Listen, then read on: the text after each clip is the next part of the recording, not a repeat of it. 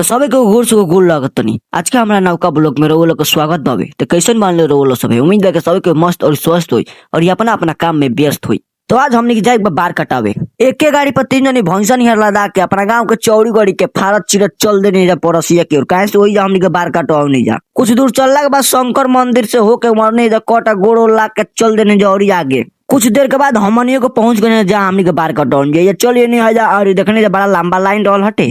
Time pass करे खातिर लोगन ही अपना बारवा का वीडियो बनावे काहे से बड़ा बारवा का मोह लागत कटवावे में। कुछ देर के बाद हमरो तो यहाँ आइए गइल हटे भाई हमारा कपड़ा से लपेट दिलन इनको इरादा हमरा कुछ ठीक नहीं लागत लेकिन जाए तो कोरबिया बाटे न साइडवा में अपन सगरी हथियार निकाल के लौलन हमारे बारवा का खचखचावे। आज ले हम मॉडल में बार नहीं कटो लेकिन आज कटवाएम गाड़िए ने सुने भले घरे भाई काट उठ के रेडी कर देन लेकिन ऊपर का बारवा हमारा बड़ा बोर लागत लोई से कने तो और छाट दो भाई काहे से न तो घरवा बड़ा गरियावे लगी सन भाई बार छाट के छोट कर दिलन और कटवा अटवा को हमनी के चल देने घरे की ओर। भाई कहत एक आदमी के बार कटवा के बाद 3 जने आइल बोल तो हम कहनी भाई एन भाईचारा हटे।